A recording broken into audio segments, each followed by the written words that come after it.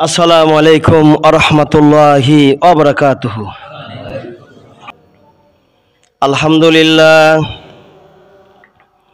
আলহামদুলিল্লাহ নাহমাদুহু ওয়া নাস্তাঈনুহু ওয়া নাস্তাগফিরুহু ওয়া নু'মিনু বিহি ওয়া নাতাওয়াক্কালু আলাইহি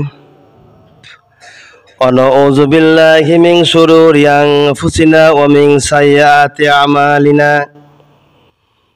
من يهده الله فلا مضل له ومن يضلله فلا هادي له ونشهد أن لا إله إلا الله وحده لا شريك له ونشهد أن سيدنا وحبيبنا ومولانا محمدا عبده ورسوله الذي أرسله بالحق بشيرا ونذيرا وداعيا إلى الله بإذنه وسراجا منيرا. فقد قال الله تعالى في كلامه المجيد وفرقانه الحميد. فأعوذ بالله من الشيطان الرجيم.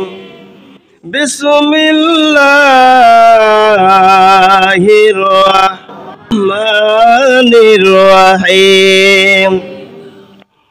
إن الله وملائكته يصلون على النبي يا أيها الذين آمنوا صلوا عليه وسلموا تسليما. اللهم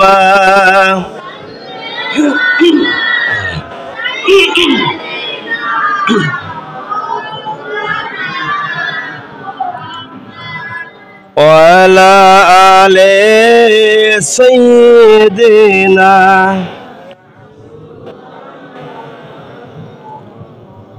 मोहब्बत ज़बान खुले पड़ी अल्लाहुम्मा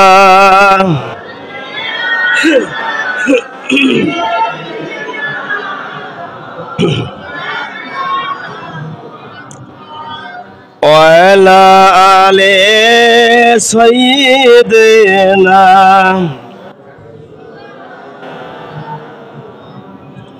बलगल उला बिकमालिही कशबत तुजा बिजमालिही हसनतु जमीअ खिसवालिही सल्लु अलैहि वालिही। ওরে বাংলাদেশের বায়ু তুই যাবি মদিনায়, মোদের সালাম পৌঁছা দিও নবীজি রোজায় বালাগাল উলা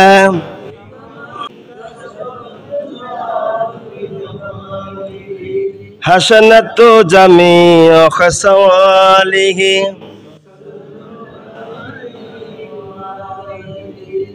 আলহামদুলিল্লাহ, যিনি আল্লাহ সুবহানাহু ওয়া তাআলা অত্যন্ত দয়া করে মায়া করে আমাদের জীবনটা এ পর্যন্ত বাঁচিয়ে রেখে দিয়ে আজকে নিসফে শাবান মাসের 15 তারিখের রাত উদযাপনের জন্য কিছু সময় কোরআনের কথা, হাদিসের কথা বলার জন্য, বসার জন্য যে আল্লাহ পাক সুযোগ করে দিয়েছেন, সে মহান স্রষ্টা পরম করুণাময় আল্লাহ তাআলার দরবারে শুকরিয়া আদায় করি, বলি আলহামদুলিল্লাহ। সেই নবীর প্রতি দরুদ ও সালাম, যিনি আশরাফুল আম্বিয়া, সাইয়্যিদুল মুরসালিন, খাতাবান নাবিয়িন, যার ওসিলায় এই তামাম পৃথিবীর বাগানটা সাজানো হয়েছে, সেই নবীর প্রতি দরুদ ও সালাম পড়ি সাল্লাল্লাহু আলাইহি ওয়াসাল্লাম। উপস্থিত হাজিরিন, আজকে হলো শাবান মাসের 15 তারিখের রাত। কি বলেন? শাবানের 15 তারিখের রাত। এ রাত আল্লাহ পাক সব নবীকে আল্লাহ পাক দান করেননি, বলি না সুবহানাল্লাহ। আল্লাহ পাক 1 লক্ষের ঊর্ধ্বে নবী পৃথিবীতে পাঠিয়েছেন। খুব খেয়াল করেন, 1 লক্ষর উপরে নবী আল্লাহ পাক দুনিয়ায় পাঠিয়েছেন। বিশেষ বিশেষ গুরুত্বপূর্ণ কিছু রাত আমাদের নবীকে আল্লাহ পাক উপহার দিয়েছেন, যা অন্য নবীকে দেয়নি। এটা হলো 1 নম্বর কথা। আর 2 নম্বর কথা, যত নবীকে আল্লাহ পাক দুনিয়ায় পাঠিয়েছেন সেই সকল নবীদের মুখ থেকে আমার আপনার নবীর আগমনের কথা, দুনিয়াতে আসবেন কোন সময়, কোন সালে, কোন দিনে, এগুলো তাওরাত, জবুর, ইনজিল কিতাব, এই জাতীয় বড় বড় গ্রন্থে শুধু আল্লাহর নবীর কথা আল্লাহ পাক বলেননি, বরং সমস্ত নবীর এই মুখ দিয়ে রাসূলের আগমনের কথা আল্লাহ পাক বের করে দেওয়া সুন্নত নয়, নফল নয়, মুস্তাহাব নয়, বরং ওয়াজিব করে দিয়েছেন। বলি সুবহানাল্লাহ। তাহলে আমার নবীকে খাটো নবী না বড় নবী? তিনি প্রাইমারি 6 এর নবী না ভার্সিটির নবী? তিনি হলেন ভার্সিটির নবী। আমার তাজউদ্দিন ভাই কিন্তু উনি শিক্ষিত মানুষ, তারপরেও কাছে ভার্সিটির নবী আগেই বলছে। সুবহানাল্লাহ। এই যে নবীর উম্মতি মুহাম্মাদীদের মুখ থেকে বের করা যে কথাগুলো, এই কথাগুলি রেকর্ড হচ্ছে না? এই যে আমার কথা ভিডিও হচ্ছে না, এরকম আপনাদের প্রত্যেকটা কথা রেকর্ড হচ্ছে, ভিডিও হচ্ছে। হাসরের ময়দানে কতগুলো লোক, কতগুলো শ্রোতা আমার কথা আপনারা শুনেছেন, প্রত্যেকটা কথার কে জবাব দিয়েছেন আর কে দেননি, অহংকার করেছেন, প্রতিটা কথার হিসাব কাল কিয়ামতের মাঠে আল্লাহ পাক নেবেন। এবং যেই পরিমাণ আল্লাহ এবং তার নবীর নাম বলাতে শব্দ করেছেন, সেই পরিমাণ ইট, দেওয়াল, বালি এবং গ্রিলের জানালা দরজা যা আছে, ঠাই যা আছে, এগুলি শ্রবণ করেছে। ওরা কিয়ামতের মাঠে আপনার এই সুবহানাল্লাহ, আলহামদুলিল্লাহ, আল্লাহু আকবার বলার সাক্ষী দিয়ে দিবেন। সুবহানাল্লাহ। এটা ভালো না খারাপ? ভালো দিক, ঠিক না ভাই? এই জন্য আল্লাহ নবী বলেন, নামাজি ব্যক্তি যখন মারা যাবে, নামাজের কাতারে যখন তিনি দাঁড়িয়ে দাঁড়িয়ে নামাজ আদায় করেছেন, রুকু করেছেন, সিজদা করেছেন, আল্লাহ রাব্বুল আলামিনকে ডাক দিয়েছেন, আমার আল্লাহ রাব্বুল আলামিনের রাসূল বলেছেন, কিয়ামতের দিন মাহশরের ময়দানে এই দুনিয়ার জায়গাগুলো, সিজদার জায়গাগুলো আল্লাহ রাব্বুল আলামিনের কাছে সাক্ষী দিয়ে বলবে, আল্লাহ তোমার এই বান্দা বা বান্দি আমার এই মাটির উপরে সিজদা করে করে তোমার নাম নিয়ে ডেকেছিল। শুধু তাই নয়, রাসূল বলেছেন, যেই জায়গা সিজদা করেছেন, যেই জায়গায় রুকু করেছেন, যেই হাঁটু ধরিয়া রুকু করেছেন, 2 হাতটা মুখের সঙ্গে লাগিয়ে সিজদার সময় যখন সুবহান রাব্বিয়াল আলা বলে আল্লাহরে ডাক দিয়েছেন, মানুষটি যখন মারা যাবে ওই জায়গা তার জন্য আফসোস করে আর চোখের পানি ফেলাইয়া মাটি কান্দে। এগুলো সাক্ষী, এগুলো কি? ইমানদারদের সাক্ষী, নামাজি ওলাদের সাক্ষী, দিনদার ওলাদের সাক্ষী। আল্লাহ রাব্বুল আলামিন এই জন্য সব নবীকে এই রাতগুলো দেয় নাই, বড় বড় রাত, বিশেষ বিশেষ রাত, যে রাতগুলোতে ইবাদত বন্দেগি করলে আমার আল্লাহ রাব্বুল আলামিন জীবনের সব গুনাহ মাফ করে দিবেন। শুধু মাফই করবেন না, হায়াত বাড়া দিবেন, রিজিক দিয়ে দিবেন, গুনাহ মাফ করবেন। গুনাহ যেখানে মাফ করেছেন ওই জায়গাগুলোতে নতুন নতুন নেকি দিয়ে আল্লাহ রাব্বুল আলামিন পুরাতন গুনাহগুলো মাফ করে দিয়ে বান্দার আমলনামা পাহাড় পরিমাণ উঁচু করে দিবে। সাহাবায়ে কেরাম রাসূলের ওয়াজ শুনেছেন, নবীজি তাদের কাছে ওয়াজ নসিহত ফরমাইতেছেন। নবী তাশরিফ নিয়ে বাড়ি চলে গেছেন, অমন সময় ঘুমিয়ে রয়েছেন আম্মা জান আয়েশা সিদ্দিকা রাদিয়াল্লাহু তাআলা আনহার কাছে। ঘুমিয়ে থাকার পরে গভীর রাত্রিতে আল্লাহ নবী আম্মা জান আয়েশার হুজরাখানার ভিতরে নাই, বের হয়ে চলে গেছে ওযু করিয়ে। আল্লাহর হাবিব পৌত পবিত্র হইয়া জান্নাতুল বাকি কবরস্থানে গিয়ে 2 হাত উঁচু করে আল্লাহর কাছে চোখের পানি ছেড়ে দিয়ে কাঁদতেছে। আপনাদের কাছে একটা প্রশ্ন, আমার নবীর জীবনে কি কোনো গুনাহ ছিল? সবাই বলি নবীজির আগেও কোনো গুনাহ নাই, পরেও কোনো গুনাহ নাই, মাসুম বাচ্চা তিনি। ওই নবীর কান্দার কি কোনো দরকার আছে? কোনো দরকার নেই, তারপরও কেন কাঁদলেন? এই জন্য কেঁদেছেন। আল্লাহ নবী জান্নাতুল বাকির ভিতরে প্রবেশ করে দুই চোখের পানি ছেড়ে দিয়ে হাত তুলে আল্লাহর কাছে দোয়া করছে, আল্লাহ আমার বাবা নাই, আব্দুল্লাহ নাই, আমার মা আমিনা নাই, আমার কত সাহাবীকে হারিয়েছি, দাদা দাদি না নানি কত মানুষকে আমি হারিয়েছি, না জানি কাল কিয়ামতের দিন আল্লাহ আমার আপনজনদের তুমি মাফ করবা কিনা তা আমি জানি না। আল্লাহ নবী চোখের পানি ছেড়ে দিয়ে কাঁদতেছে, হাওমা করে জান্নাতুল বাকির ভিতরে ঢুকিয়ে আম্মা জান আয়েশা রাতের বেলা ঘুম ভেঙে গেছে, পাশে দেখেছেন আল্লাহর পয়গম্বর তার পাশে নাই।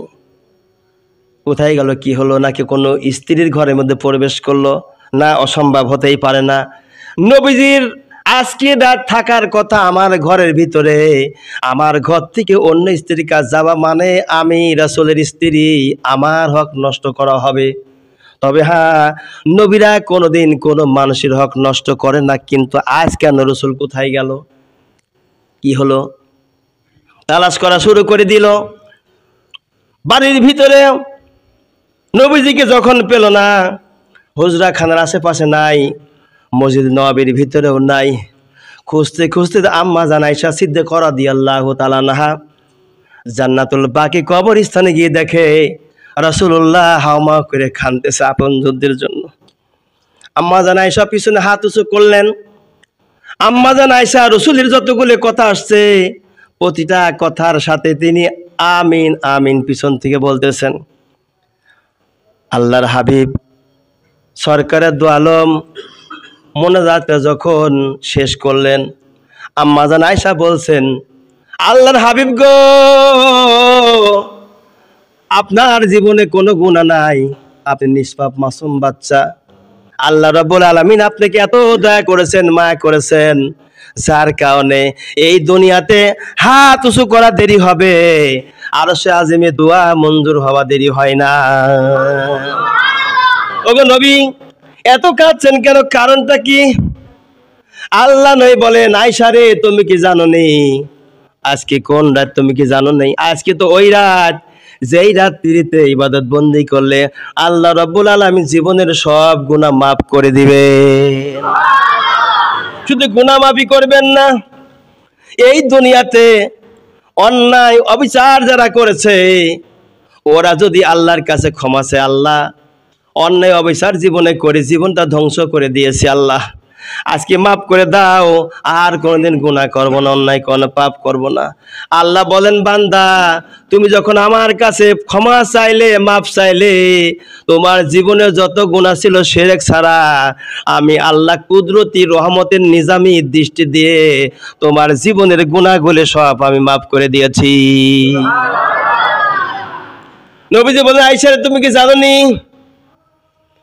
আর সেই স্রষ্টা যার কাছে হাত উঁচু করলে রোগ বালা মুসিবত যার যে সমস্যা রয়েছে এইটা সমাধানের জন্য আমার আল্লাহ সাত আসমানে নাই, ষষ্ঠ পঞ্চম চতুর্থ তৃতীয় দ্বিতীয় আসমানে নাই, আমার আল্লাহ আরশ আজিম থেকে সর্বপ্রথম আসমান, সবচেয়ে নিচু আসমান যেটা, ওই আসমানে এসে বান্দাদেরকে ডেকে ডেকে বলছে, বান্দারা আজকে রাত কি তোমরা কি তা জানো নেই, আজকে যে রাতে আমি তোমাদের জন্য প্রথম আসমানে অপেক্ষা করছি তোমাদের জন্য, তোমাদের মনের যা আশা আকাঙ্ক্ষা আছে আমি আল্লাহ আমার কাছে বলো, তোমাদের জীবনের সব আশা আকাঙ্ক্ষা আমি আল্লাহ কবুল করে নিব।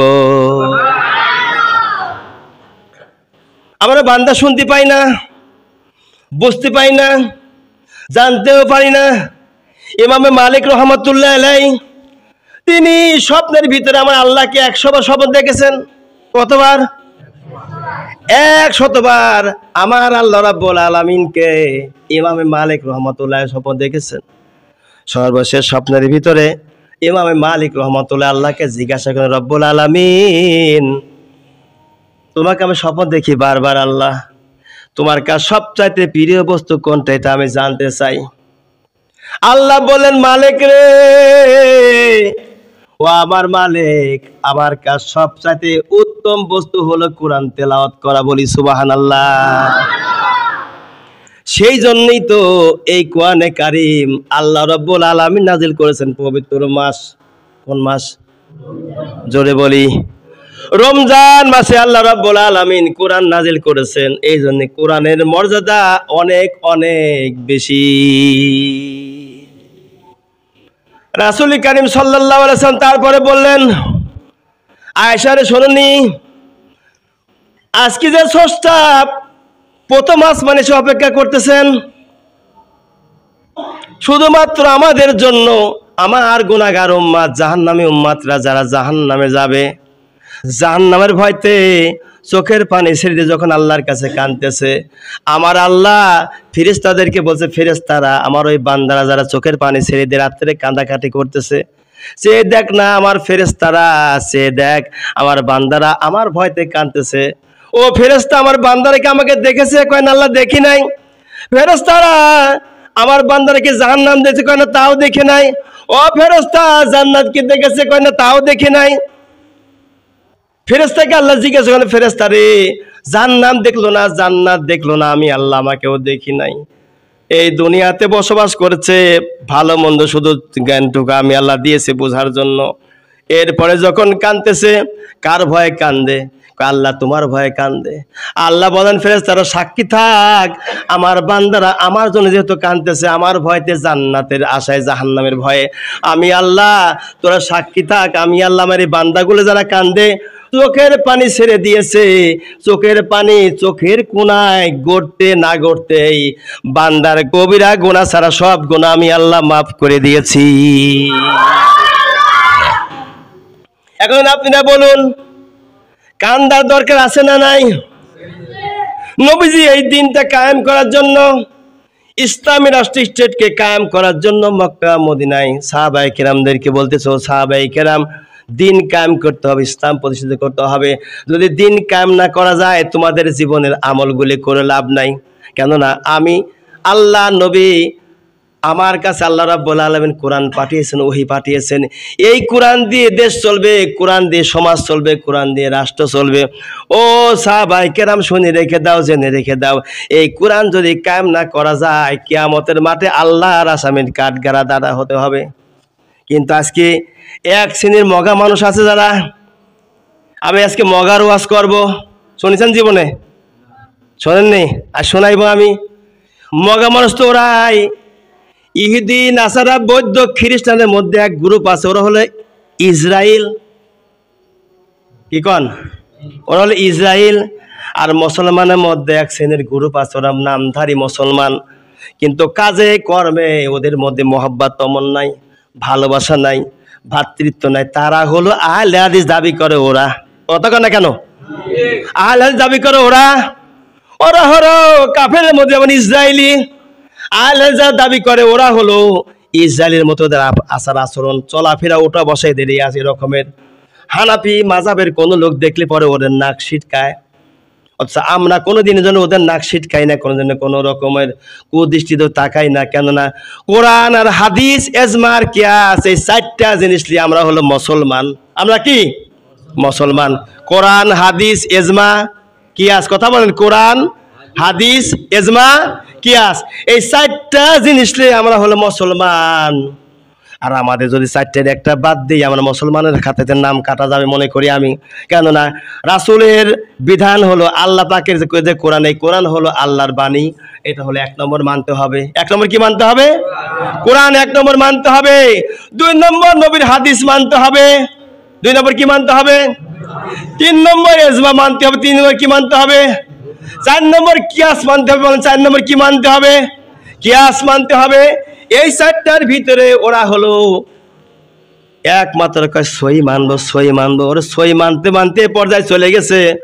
আমাদের ভিতরে এমন ফাটল ধরা দিয়েছে, হানাফি মাযহাবের ভিতরে ফাটল ধয়নের কারণে আজকে সারা দেশে সয়বাত উঠা দেওয়ার জন্য চিন্তা ভাবনা ফিকির চালাইতেছে। কথা বলে না কেন?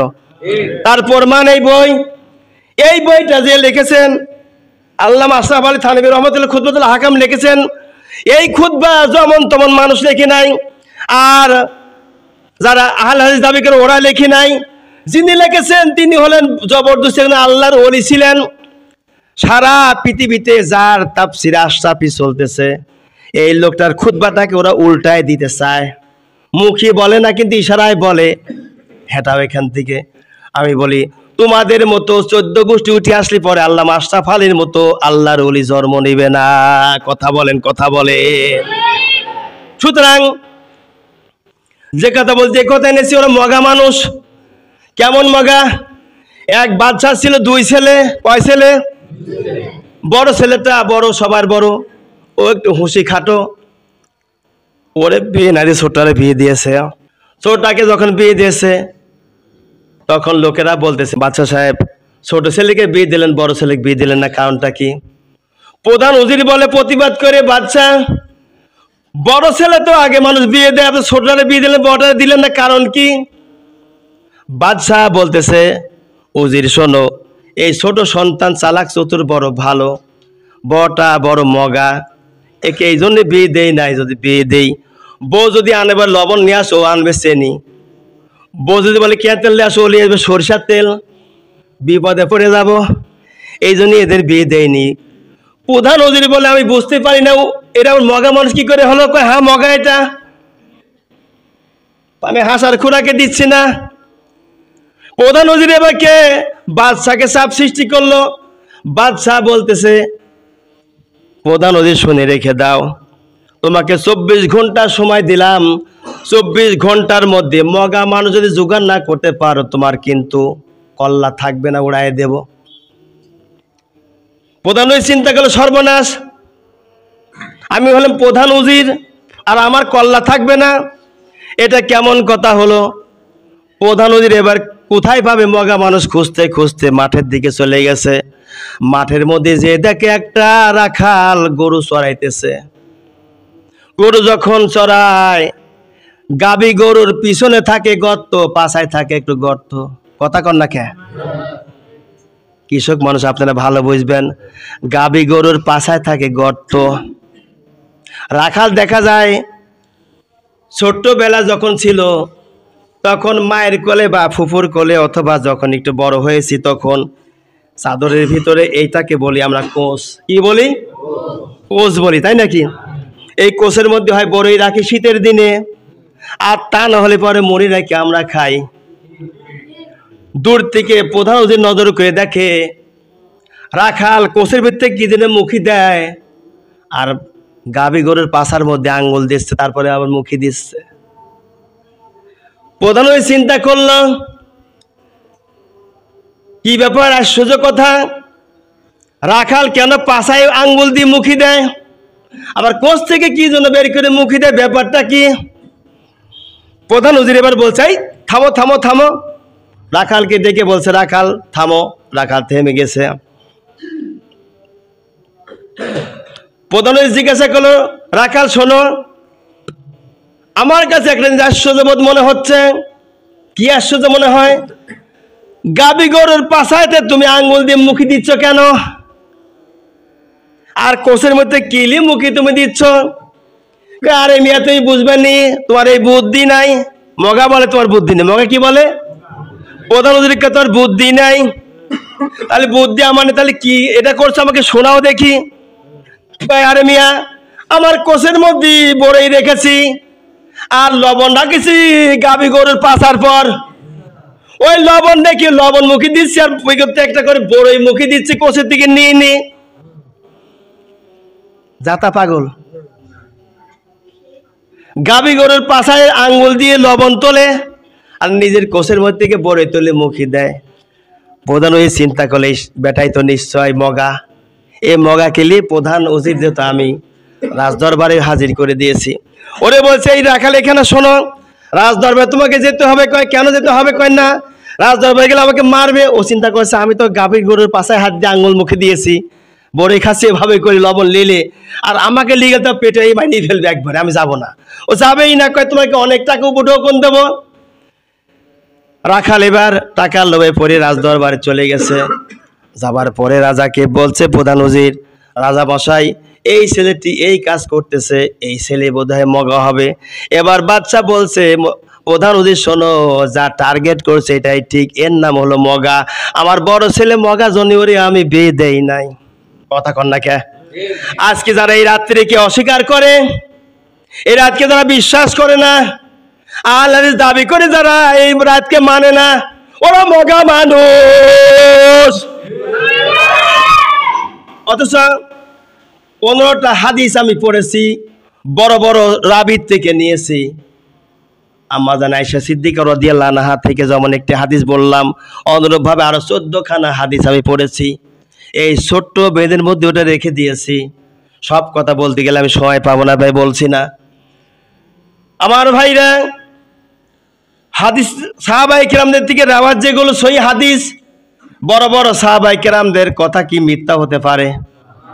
সাহাবায়ে কেরামের কথা কখনোই মিথ্যা হতে পারে না।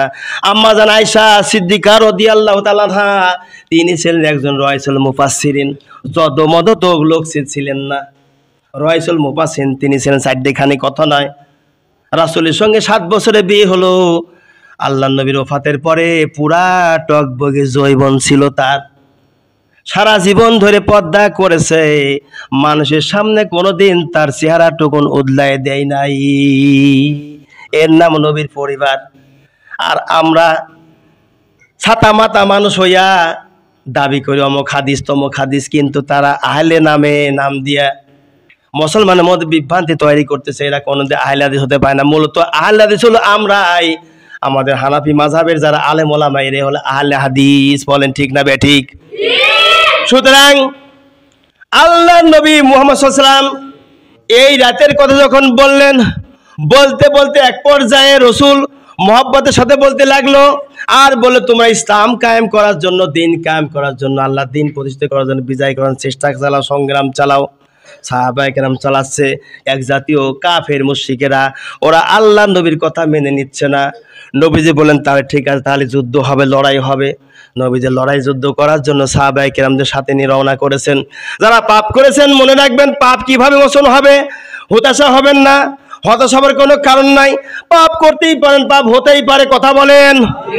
পাপ হতেই পারে, হবাটাই স্বাভাবিক। আমরা মানুষ, আমরা ফেরেশতা না।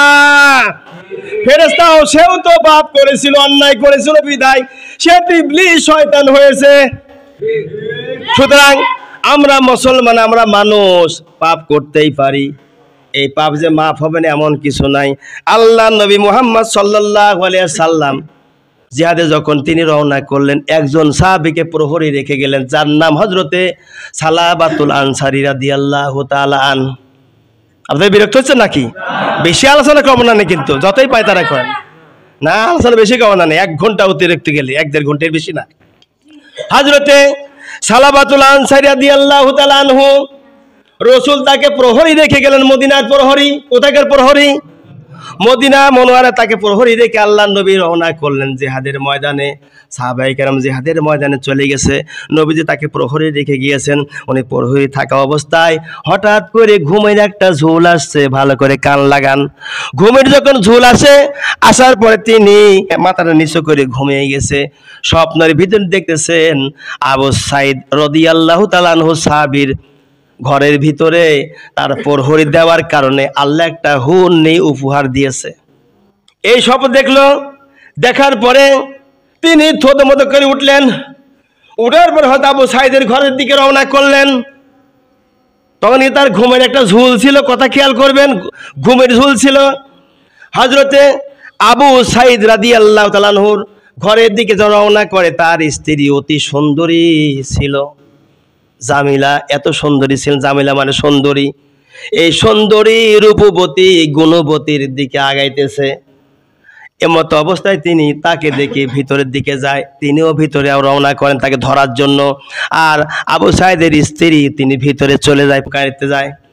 এক পর্যায়ে হযরত আবু সাইদ রাদিয়াল্লাহু আনহুর স্ত্রীর আঙ্গুল চেপে ধরে, এভাবে করে আঙ্গুল চেপে ধরার পরে, মজার ঘটনা ভাই খেয়াল করবেন, জীবনে হয়তো শোনেননি, আলোচনাটি শুনেছেন আপনারা, আজকে মনোযোগ দিয়ে শোনেন, মজার ঘটনা এখানে আছে। আল্লাহর নবী সাহাবী সালাবাতুল আনসারী রাদিয়াল্লাহু আনহু হযরত আবু সাইদের স্ত্রীর আঙ্গুল যখন চেপে ধরেছে, ভিতরে ঢুকেই হুর মনে করে, এটা কিন্তু আসলে স্বপ্ন দেখেছে, শয়তান স্বপ্ন তারে দেখাইছে।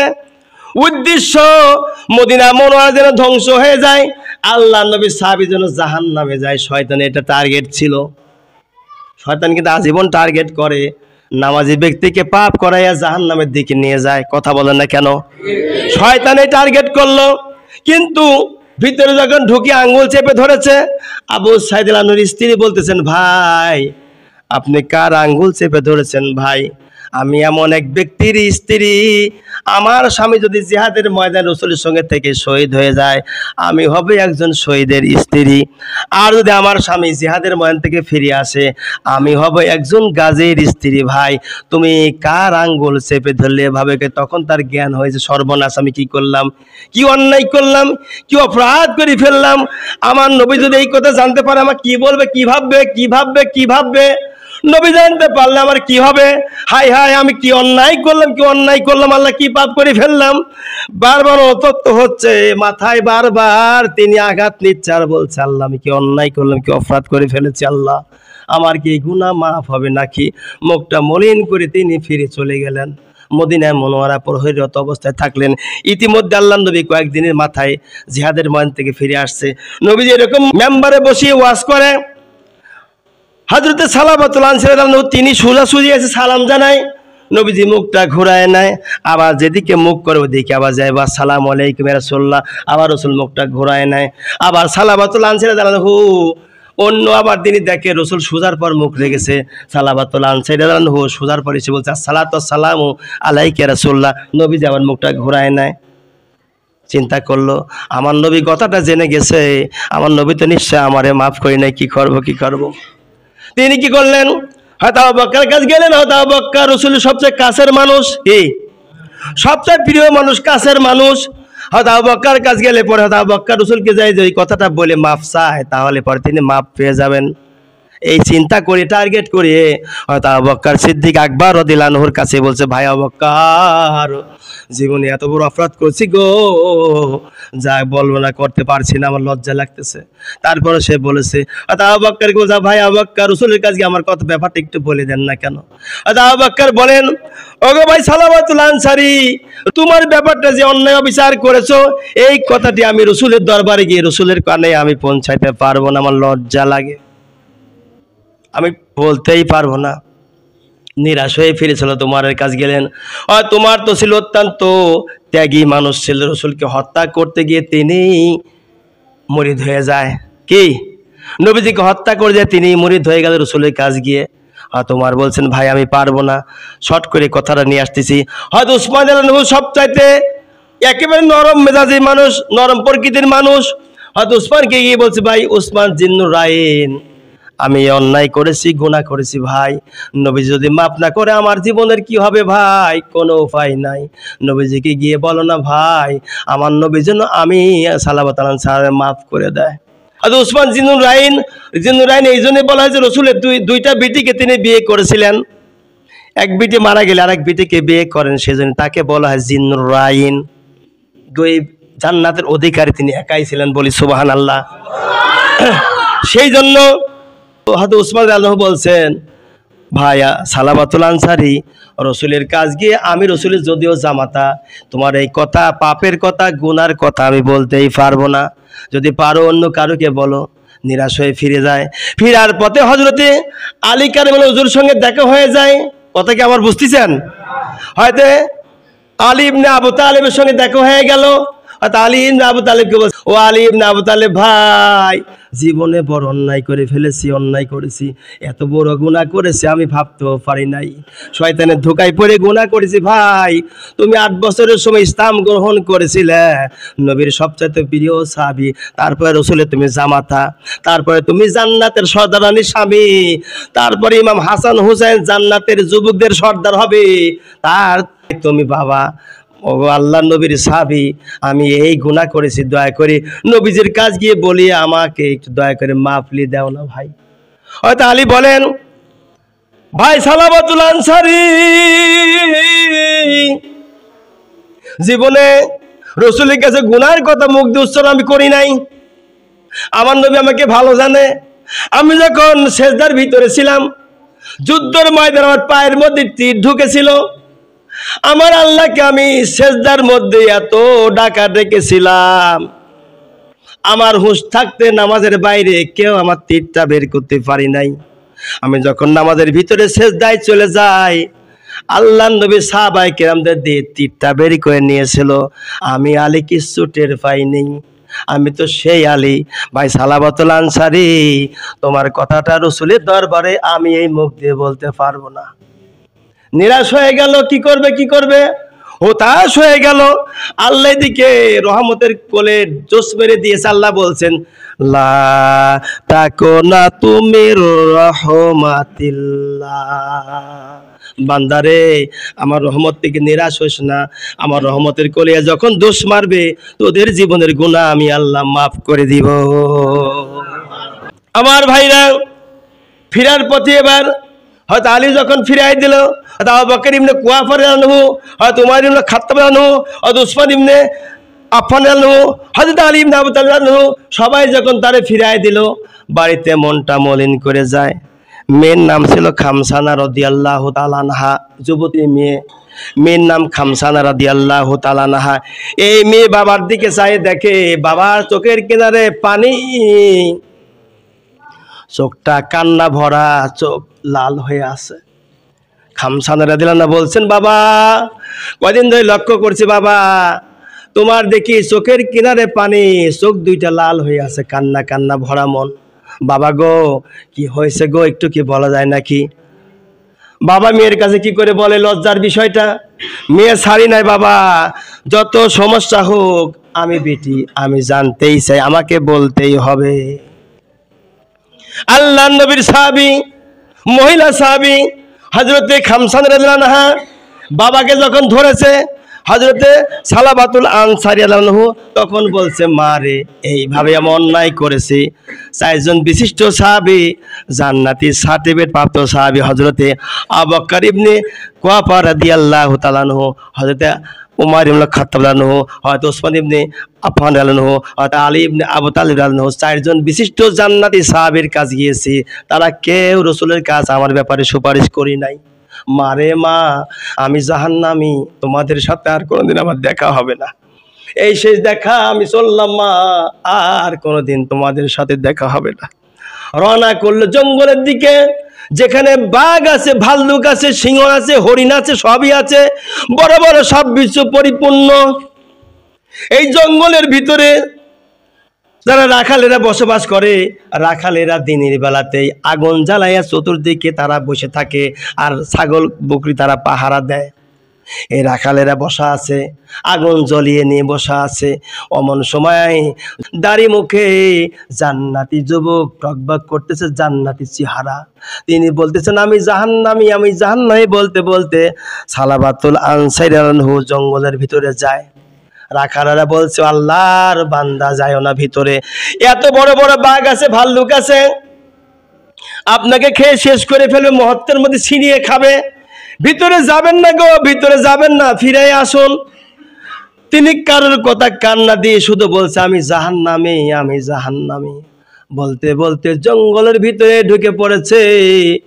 আর এই রাখালেরা তাদের ছাগলগুলো নিয়ে রাতের বেলাতে পাহাড়ের উপরে তারা ঘর বাঁধিয়ে সেখানে থাকে। দিনের বেলা নিচে আসিয়ে ছাগল যখন পাহারা দেয়, তখন তারা চতুর্দিকে বসে থাকে, মাঝখানে আগুন জ্বালায় রাখে। এই রাখালেরা গভীর রাত্রি দেখে, যখন গভীর রাত হয় তখন আমি জাহান্নামী, আমি জাহান্নামী এ কথা বলতে বলতে গাছের নিচে আসে আল্লাহু আকবার বলে তিনি হাত বাঁধে, চোখের পানি ছেড়ে দিয়ে কান্দে, রুকু করার সময় কান্দে, সুবহান রাব্বিয়াল আযীম, সুবহান রাব্বিয়াল আযীম বলে কান্দে। যখন সিজদায় যায় তখন বলে, সুবহান রাব্বিয়াল আলা, আল্লাহ তুমি বড় মহান, তুমি বড় মহান আল্লাহ। এই বলিয়ে কান্দে আর কান্দে আর কান্দে।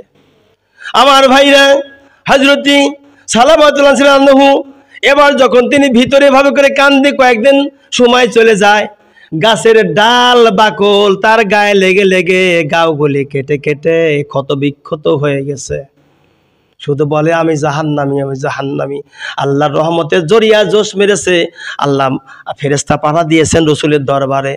মানুষের রূপ ধারণ করে একজন ফেরেশতা এসে বলছেন, সালাতু আসসালামু আলাইকা রাসূলুল্লাহ, ওগো আল্লাহর বন্ধু, আপনার কাছে কয়েকটা আমার প্রশ্ন আছে। ওগো আল্লাহর বন্ধু, কয়েকটা প্রশ্ন আপনার কাছে আমার আছে। কি প্রশ্ন বলো? বলছে আল্লাহর বন্ধু গো, 1 নম্বর আমার প্রশ্ন, এই দুনিয়াতে মানুষ তৈরি করেছেন কে? রসুল বলছেন আল্লাহ। 2 নম্বর আমার প্রশ্ন, মানুষ যদি গুনাহ করে মাফ করবেন কে?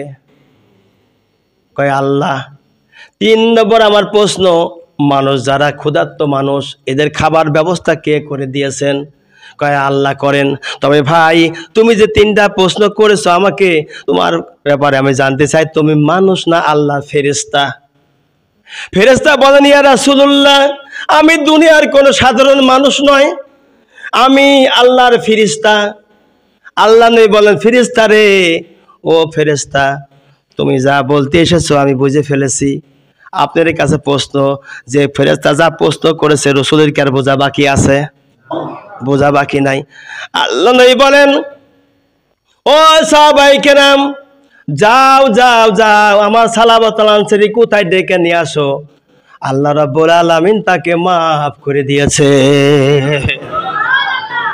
হযরত সালমান ফারসি রাদিয়াল্লাহু হযরত আলী রাদিয়াল্লাহু দুইজন ছুটলেন একদিকে, হযরত আবু বকর ওমর রাদিয়াল্লাহু তাআলা আলাইহিম আজমাইন তারাও ছুটলেন একদিকে।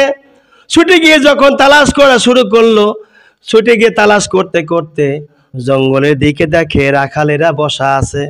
হযরতে সালাবাতুল আনসারী রাদিয়াল্লাহু ভিতরে যে রয়ে আছে এটা তো তারা জানে না, কিন্তু সালমান ফারসি রাদিয়াল্লাহু হযরত আলী ইবনে আবু তালিব রাদিয়াল্লাহু দুইজন সাহাবী সেখানে গিয়ে বলছে, রাখালেরা, এক ব্যক্তির চেহারা এমন এমন চেহারা, এমন চুল, এমন দাড়িগুলো, এমন গায়ের রং, তোমরা কি দেখেছো? একটি লোক, সে নাকি এই জঙ্গলের দিকে আসছে। রাখালেরা বলছে, আমরা লোকটাকে তেমন একটা ভালো বিবরণ দিতে তার পারছি না, তবে হ্যাঁ এতটুকু বলতে পারি যে এই লোকটি এই দিনে এই তারিখে এই সময়ে জঙ্গলের ভিতরে ঢুকে গিয়েছে। শুধু একটা কথাই তার মুখে আওয়াজ পাওয়া যায়, আমি জাহান্নামী, আমি জাহান্নামী। এই কথা বলে বলে ভিতরে ঢুকে গিয়েছে। এরপরে আমরা নিষেধ করলাম ভিতরে ঢুকবেন না, বাঘ ভাল্লুক বড় বড় সিংহ আছে, এখানে গেলে মানুষকে মুহূর্তের মধ্যে খেয়ে ফেলে, ভিতরে যাবেন না। আমাদের কথা কর্ণপাত করলো না। ওই লোকটি প্রত্যেক দিন রাত্রে আসিয়ে, যেই সোজা আমরা বসবাস করি এই পাশেই, গভীর রাত্রে আসিয়ে সেজদায় লুটে পড়ে চোখের পানি ছেড়ে দিয়ে কান্দে, বলে আমি জাহান্নামী, জাহান্নামী। হযরত আলী বলেন, ভাই কোন রাস্তা দিয়ে যায়? এখানে তো ভিতরে রাস্তা নাই, জঙ্গলের ভিতরে। বড় কষ্ট করে যখন আসে আমরা নজর করে দেখি গায়ে ক্ষত বিক্ষত হয়ে গেছে, কাঁটা লেগে লেগে গেছে। হযরত আলী বলেন, কোন সময় আসে? গভীর রাত্রে আসে, খুঁজতে খুঁজতে গভীর রাত হয়ে গেছে, ভিতরে ঢুকে দেখে বাস সময় মতো আমি জাহান্নামী, আমি জাহান্নামী বলে তিনি আঘাত করতেছে, আর ভিতর দিয়ে জঙ্গলের ভিতরে আসিয়ে দাঁড়ায় গেল। হযরত আলী বলেন, ভাই আল্লাহর নবী সাহাবী, দেরি করো না গো, নিয়ত বাঁধিও না, তোমাকে নেওয়ার জন্য রাসূল আমাদের পাঠা দিয়েছে, চলো যাই। তিনি কোনো দিক খেয়াল নাই, আল্লাহু আকবার বলি হাত বাঁধিয়ে নামাজে তিনি দাঁড়ায় হয়ে আমি জাহান্নামী বলিয়ে আউযুবিল্লাহ বিসমিল্লাহ পড়িয়ে সূরা ফাতিহা শুরু করে দিয়েছে। চোখের পানিতে, 2 চোখের কোনা দিয়ে দর করে পানি 2 চোখ দিয়ে বয়ে বয়ে দাড়ি মোবারক ভিজে ভিজে বুক ভিজে যাচ্ছে। ভিতর থেকে 2 জন সাহাবী গিয়ে ভিতরে জঙ্গলের মধ্যে হাত দিয়ে 2 জনের কাঁধের উপর ভর করে সালাবাতুল আনসারী রাদিয়াল্লাহু সালমান ফারসি রাদিয়াল্লাহু অর্থাৎ আলী রাদিয়াল্লাহু 2 জন মিলে কাঁধের উপর ভর করে জঙ্গল থেকে বের করে নিয়ে আসলো। নিয়ে আসার পরে রাসূলের দরবারে হাজির করতে যায়। হাজির করতে যখন যাবে, এদিকে ফজর নামাজের আজান হয়ে গেছে। হযরত বেলাল রাদিয়াল্লাহু বলছেন, আসসালাতু খায়রুম মিনান নাউম।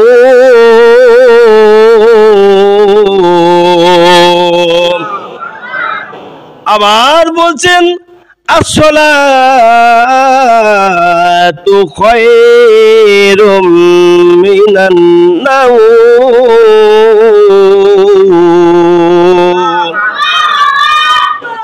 হযরত বেলালের কণ্ঠস্বর বেজে উঠেছে যেন ঘুম থেকে নামাজ উঠতাম। ইতিমধ্যে 2 জন সাহাবী কাঁধের উপর ভর করে যখন রাসূলের দরবার থেকে নিয়ে আসে, আসতে গিয়ে নামাজের রক্ত হয়ে গেছে, সময় হয়ে গিয়েছে। নবীজি তখন তিনি জামাতে দাঁড়িয়ে গিয়েছেন, 1 রাকাত শেষ হয়ে গেছে। দ্বিতীয় রাকাতে আল্লাহ নবী বলছেন, বিসমিল্লাহির রহমানির রহিম। আল্লাহকুমুত তাকাসুর। যখন সূরা তাকাসুরের প্রথম আয়াত পড়েছেন তখন সালাবাতুল আনসারী রাদিয়াল্লাহু আল্লাহু আকবার বলে চিৎকার মেরে দিয়েছে।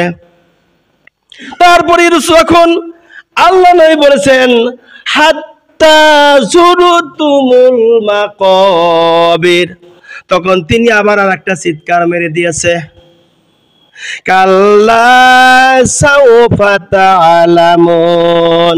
নবীজি যখন তৃতীয় নম্বর আয়াতে কারিমা তেলাওয়াত করেছেন তখন সালাবাতুল আনসারী রাদিয়াল্লাহু আনহু দুইজনের কাঁধের উপরে দুই হাত রয়েছে মত অবস্থায় আল্লাহু আকবার বলিয়ে চিৎকার মেরে দিয়ে এই দুনিয়া থেকে বিদায় হয়ে চলে গেছে।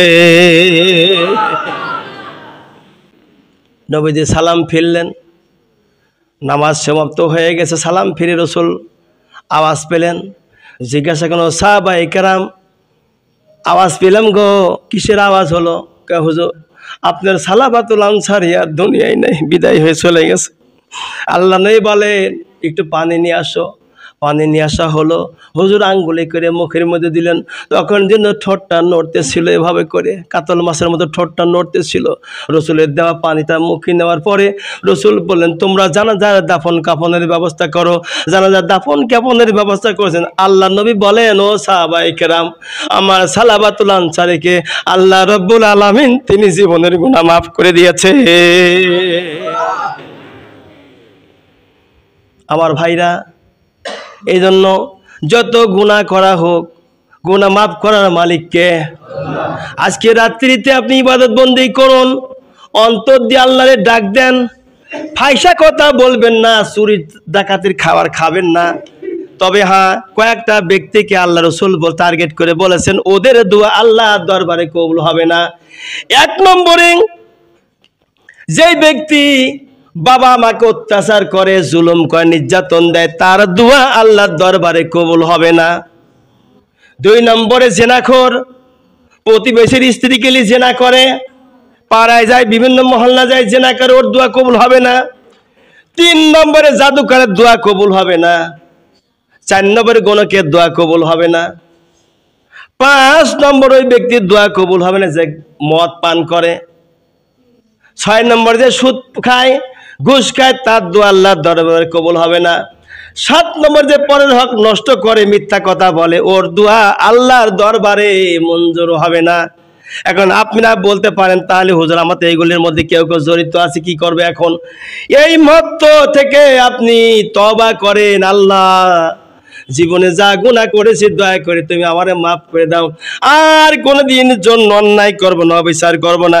আল্লাহ বলেন বান্দা যে তুমি তওবা করতে পারো, আমি রব্বুল আলামিন তোমার জীবনের গুনাহ গাতা আমি আল্লাহ মাফ করে দিব। সেই জন্য আমার ভাইরা, আল্লাহ রব্বুল আলামিনের আমরা বান্দা, আল্লাহর আমরা গোলাম। আল্লাহর গোলামি করে যদি মরতে পারি তাহলে আল্লাহ রব্বুল আলামিন আমাদেরকে ক্ষমা করেন, মাফ করবেন।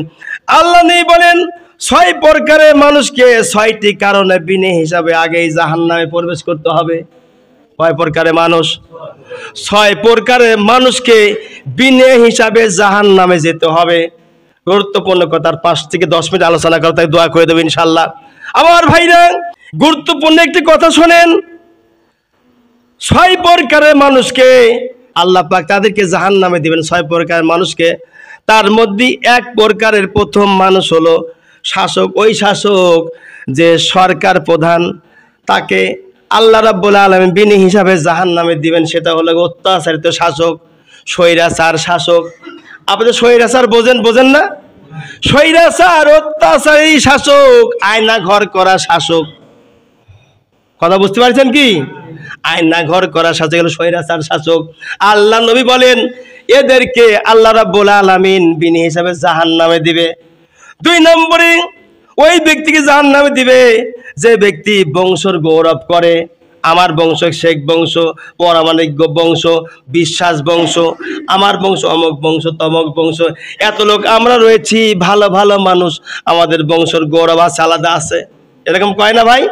বলে আল্লাহ নয়, বলেন বংশের গৌরব দেখা যারা তারা অহংকার, এদেরকে আল্লাহ রাব্বুল আলামিন বিনি হিসাবে জাহান্নামে দিয়ে দেবে। বন্ধুগণ আমার, 3 নম্বরে মাতবার গৌর অহংকার করে যে মাতবার আমি বিচারক, আমাকে সারা বিচার হয় না। কয় না এরকম অনেকে আছে না, আমি মাতবার, আমি হলো গে পরামানিক, এই মহল্লার বেটা, আমাকে সারা বিচার করলি কে, আমাকে সারা বিচার হয় না, এরকম কয় না কয় না। এরপরে 4 নম্বরে ব্যবসা করে যে সততা ব্যবসা করে না, সত্তা নিয়ে ব্যবসা করে না, আমানতের খেয়ানতদার, নিজে যখন মেপে নিবে বেশি নিবে, অন্য যখন মেপে দিবে কম দিবে, আছে না নাই? আগের যুগে আমাদের বাপ চাচারা ধান যখন মলেছে গরু দিয়ে, মনে আছে আপনাদের? গরু দিয়ে যখন ধান মলেছে তখন ধান যারা কেটে মলেছে, এরপরে তারা কাঠা দিয়ে মেপেছে। গৃহস্থ ধান যখন মেপে দিয়েছে তখন স্বাভাবিকভাবে কাঠা ভরেছে, কথা কন না কে? নিজের কাঠা যখন ভরেছে তখন চেপে চেপে নিয়েছে। এই চোখে আমি দেখেছি তাই বলছি, আমি কথা বানায় বলছি না আমার ভাইরা, আমার বন্ধুগণ। এই সকল লোকদেরকে আল্লাহ রাব্বুল আলামিন সরাসরি বিনি হিসেবে জাহান্নামে দিবেন। এরপরে 5 নম্বরে মূর্খ ব্যক্তি যারা, অজ্ঞতার কারণে মূর্খ যারা, কি গ্রাম্য মূর্খ, এদেরকে বলা হচ্ছে গ্রাম্য মূর্খ যারা অজ্ঞতার কারণে, এদেরকে আল্লাহ পাক জাহান্নামে সরাসরি দিবেন। আর 6 নম্বরে ওই আলেমকে, যে আলেম বলে আমার মতন কোন আলেম ওয়াজ জানে, আমি বড় ওয়াজিন, আমি মাসা সব জানি, দুনিয়ার আমার চেয়ে বড় আলেম এলাকায় কেউ নাই, আছে না এরকম লোক? অহংকার করে যত বড় আলেম হোক, যত বড় ভাইরাল হওয়া বক্তা হোক না কেন, আল্লাহ রাব্বুল আলামিন ওকে বিনি হিসাবে জাহান্নামে দিবে। এরপরে আসুন, আল্লাহ নয় বলেছেন 6টি বিষয়ে আল্লাহ পাক গ্যারান্টি দিয়েছেন। কয়টা বিষয়ে? 6টি কাজ যদি কোনো ব্যক্তি করতে পারে, আবার 6টি কাজ করার জন্য আল্লাহ রাব্বুল আলামিন কোনো হিসাব নেবে না, বিনি হিসাবে আমার আল্লাহর জান্নাতে পৌঁছায় দিবে। সেটির মধ্যে 1 নম্বরে সর্বদাই যে ব্যক্তি সত্য কথা বলে, সর্বদাই যে ব্যক্তি সত্য কথা বলে, মিথ্যার ধারে না, সত্য কথা বলে সর্বদাই, কোনো মিথ্যা কথা সে বলে না, মিথ্যার আশ্রয় নেয় না, এই ব্যক্তি আল্লাহ রাব্বুল আলামিনের দয়ায় বিনি হিসাবে আল্লাহ জান্নাতে চলে যাবে। 2 নম্বরে ওই ব্যক্তি, যেই ব্যক্তি যথাযথভাবে অঙ্গীকার করে, অঙ্গীকার করে মানে ওয়াদা করে পূরণ করে, ওয়াদা করে পূরণ করে, ওই ব্যক্তি আল্লাহর জান্নাতে যাবে, কোনো বাধা নাই। ওয়াদা করলো এখানে 10 খান চেয়ার দেবো, 20 খান টেবিল দেবো, 5 লক্ষ টাকা দেবো, কালপাট করবো, স্কুল করব, বাড়ি করব, গাড়ি করে দেবো লোকদেরকে, কিন্তু ভোটে যখন উঠে যায় তখন কিছুই করে না, আছে না নাই? আল্লাহ বলেন এর জন্য জান্নাতের জন্য হলো জাহান্নাম। কিন্তু এই ওয়াদা যারা করবে আর পূরণ যদি করে, আল্লাহ পাক তার জন্য আল্লাহ জান্নাত রেখে দিয়েছেন।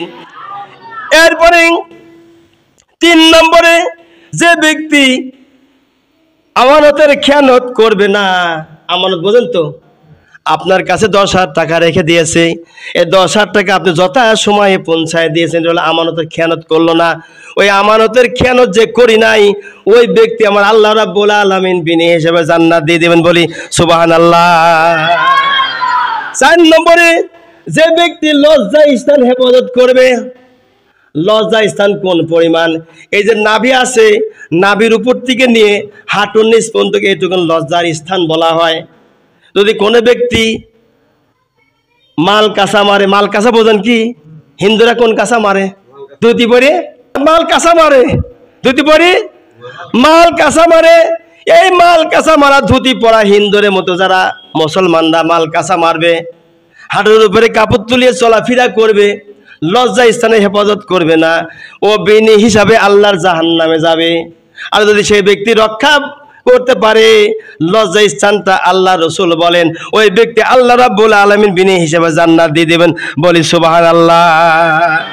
আর এই ব্যক্তি 5 নম্বরে দৃষ্টি শক্তি যাকে আল্লাহ দিয়েছেন, এই দৃষ্টিটা যে ব্যক্তি নিম্নতরে রাখবে, এই দৃষ্টিটা রাস্তায় গেলে পরে খালি মকমক, অনেক ছেলেরা যুবকেরা মকমক করে বেড়ায়, কার বউ যায় কার মেয়ে যায় আমি অনেকবার ফলো করে দেখি, যদি কোনো সুন্দরী মেয়ে যায় আমি মেয়ের দিকে ফলো করি না, আমি সবাই যুবকের দিকে চাই। আমি দেখি ওই যুবকেরা যত বড় দাঁড়িয়েওয়ালা যুবক হোক না কেন, যুবক যদি দাঁড়িয়েও হয় তা ওই মেয়ের দিকে বারবার চায়। কথা কন না কে?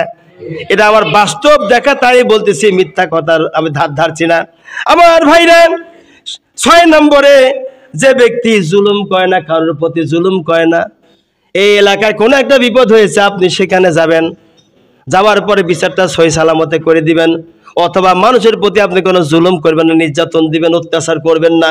এই 6টা কাজ যে ব্যক্তি যথাযথভাবে করবে, আল্লাহ রাব্বুল আলামিন 6টা কাজ করার জন্য যেমন জাহান্নাম সরাসরি দিবেন, অনুরূপভাবে পরে 6টা কাজ যদি কোনো ব্যক্তি করে, আল্লাহ পাক তাকে বিনিময় হিসাবে জান্নাত দিয়ে দিবে। বলি সুবহানাল্লাহ,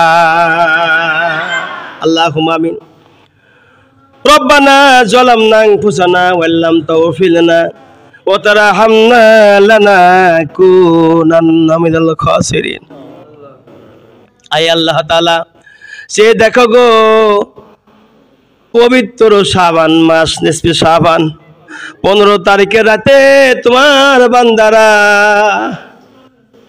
কেমন করে হাত বাড়িয়েছে রে আল্লাহ, সে দেখো মালিক আমার, সে দেখো তোমার বান্দারা তোমার পবিত্র ঘরে এসে আল্লাহ ওয়াজ নসিহত শুনেছে, কোরআনের কথা হাদিসের কথা শুনেছে, আল্লাহ তোমার কথা, তোমার বন্ধু নবীজির কথা শুনেছে আল্লাহ।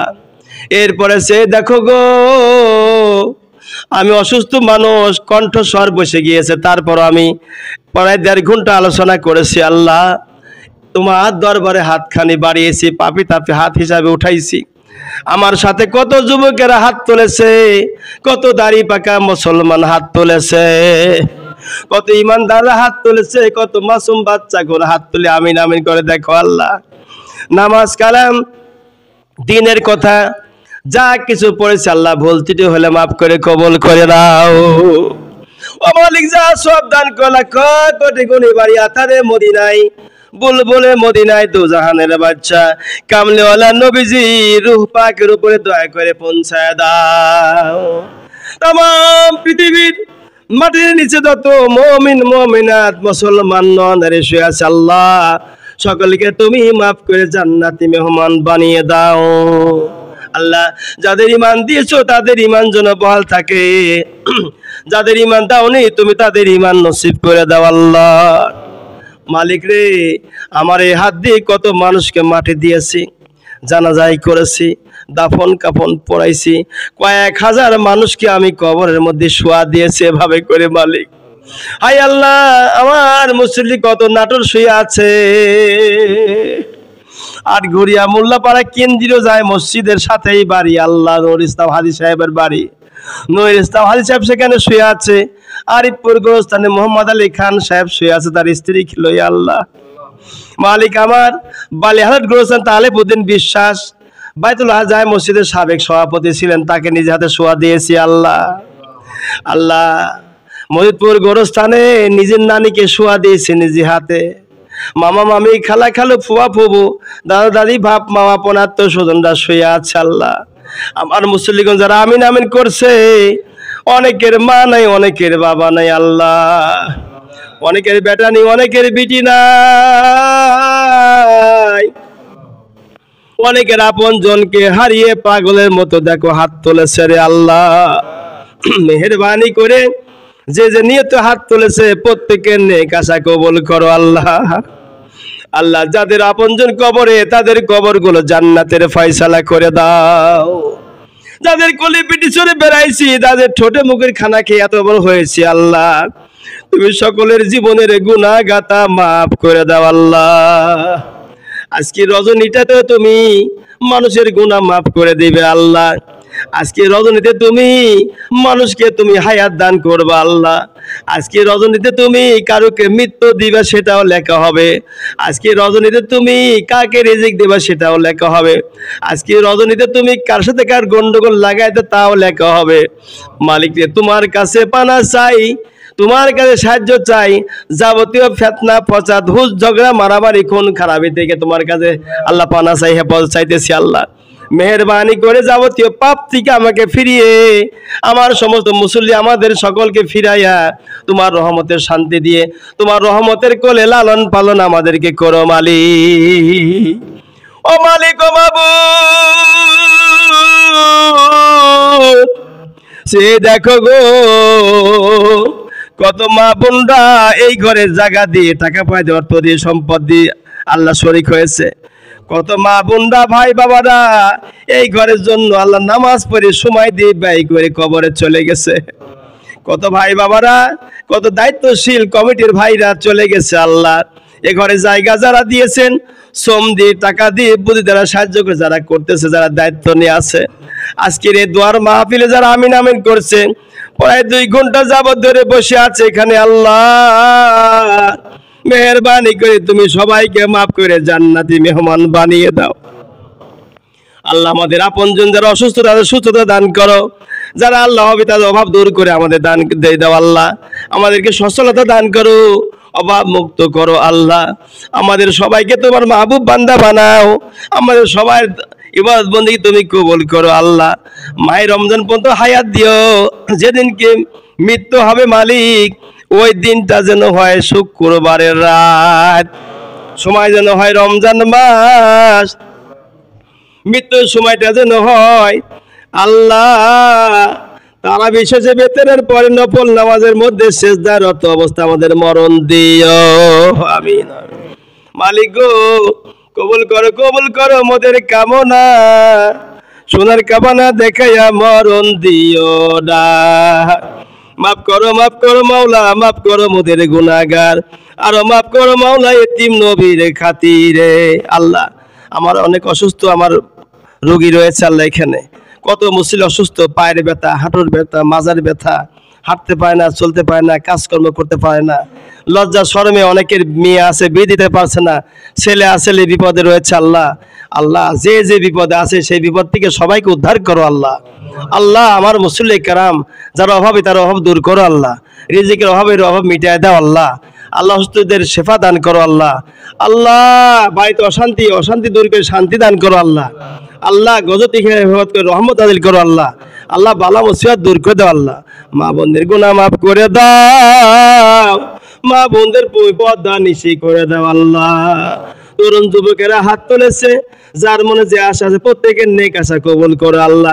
এই মহল্লায় যত মানুষ বসবাস করে মালিক সমস্ত মানুষকে তুমি মাফ করিয়ে জান্নাতি মেহমান বানিয়ে দাও। ও মালিক ও মাবুদ, আগামী রমজান পর্যন্ত আমাদের হায়াত বাড়াইয়া দিও মালিক। রাসূল বলেছেন, যখন আমার বুকের উপরে ডাইন হাতটা চাপায় দিল, আমার মনে হলো যেন উহুদের পাহাড় আমাকে চাপা দেওয়া হয়েছে। আমার মৃত্যুর সময় যখন বাম হাত চাপা দেওয়া হলো, মনে হলো দুনিয়া চাপা দেওয়া হয়েছে। মৃত্যুর আযাব যদি রাসূলের এমন হয় আমাদের কেমন হবে আল্লাহ? ওগো মালিক আমাদের সবাইকে মৃত্যুর যন্ত্রণা থেকে বাঁচাও। আল্লাহ মৃত্যুর আযাব থেকে হেফাজত করো। এলাকার বাইরে ফেসবুকে ইউটিউবেতে সবখানে তো আমার ভক্তবৃন্দ রয়েছে। দেশের বাইরে সৌদি থেকে দোয়া চেয়েছে, কুয়েত থেকে দোয়া চাই, কাতার থেকে দোয়া চাইছে, আমার অনেক মুসল্লি বাইরে আছে। যে যেখান থেকে দোয়া চেয়েছে প্রত্যেককে আল্লাহ তুমি নেক হাত দারাজ করো, গুনাহ মাফ করে দাও, প্রত্যেকের ঘরে ঘরে শান্তি দাও। তোমার দিন জমিনে কায়েম করে দাও। ফিলিস্তিন, Burma, Kashmir, Afghanistan, Chechnya, Bosnia, Palestine, Arakan, Myanmar, Gujarat, ভারতের উত্তরপ্রদেশ সহকারে যত মুসলমান বিপদগ্রস্তের মধ্যে আছে সবাইকে তুমি বিপদ থেকে উদ্ধার করে রহমত নাজিল করো মালিক। ভাইরা আমার 2 মিনিট সময় দিলাম, যার মনে যে আশা আছে আল্লাহর কাছে কান্দেন, চোখের পানি ছেড়ে দিয়ে বলেন, আল্লাহ তোমার কাছে কিচ্ছু চাইনি মালিক। তোমার কাছে কিচ্ছু চাই নাই, চাই শুধু তোমাকে মালিক। দুনিয়ার বন্ধু দরকার নাই, দুনিয়ার সন্তান দিদি কি করো আল্লাহ তুমি আমাদের বন্ধু হয়ে যাও। তুমি আমাদের বন্ধু হয়ে যাও। তুমি আমাদের বন্ধু হয়ে যাও। আমার ভক্তবৃন্দ ক্ষমা করো। আমার ভক্তবৃন্দ মাফ করো। আমার নাতি ছেলেটা 4 মাস অসুস্থ, পরে 16 লক্ষ টাকা ব্যয় করা হয়েছে আল্লাহ। এখন হাত পাতা ছাড়া কোনো উপায় দেখছি না। মেহেরবানি করে আল্লাহ তুমি নাতি ছেলেকে সুস্থতা দান করো, শেফা করে দাও আল্লাহ। আজ কয়দিন ধরে এলাকার কত মানুষ আমাকে ভালোবেসে দোয়ার মাহফিল করাইছে, আজ ধরে ধান করে যারা বসে বসে আমার কথা শুনেছে আল্লাহ, কিয়ামতের দিন এই সময়টুকুন তুমি মাইনাস করে হিসাব লিও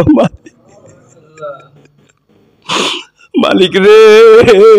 আমাদের বাপ মাকে মাফ করে দাও, আমার দাদা দাদিকে মাফ করে দাও, আমাদের নানিকে মাফ করে দাও, আমাদের প্রতিবেশীকে মাফ করে দাও, আমার সমস্ত গুনাহগার মুসলিমদের মাফ করে দাও।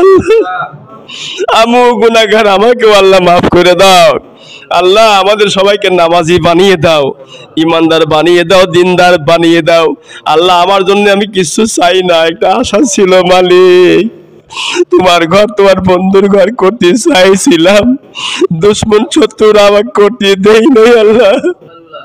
তোমার কথার বন্ধুর ঘরটা করতে পারলে আমি শান্তি পেতাম। হজ করার টাকা কয়েকবার জমালাম আল্লাহ, হজ করতে পারছি না আল্লাহ, এই কুক দিতেই চলে যায় আল্লাহ। তুমি আমাকে মদিনা নিও আল্লাহ, মক্কা নিও আল্লাহ, মক্কা মদিনার মুসাফির বানাইও মালিক আল্লাহ। আমাদের ইবাদত কবুল করো আল্লাহ, আমাদের শরীর সুস্থ রেখো আল্লাহ। আল্লাহ ইমানের সাথে আমাদের মরণ দিও আল্লাহ, বেঈমান করে লিও না আল্লাহ। ইমানি জজবা আমাদের অন্তরে পয়দা করে দাও আল্লাহ, ইমান নিয়ে করে দাও, তৌফিক দাও। তাকাব্বাল মিন্না ইন্নাকা আনতাস সামিউল আলিম ওয়া তুব আলাইনা ইন্নাকা আনতাত তাওয়াবুর রহিম। বাকে লা ইলাহা ইল্লাল্লাহু মুহাম্মাদুর রাসূলুল্লাহ। আসসালামু আলাইকুম।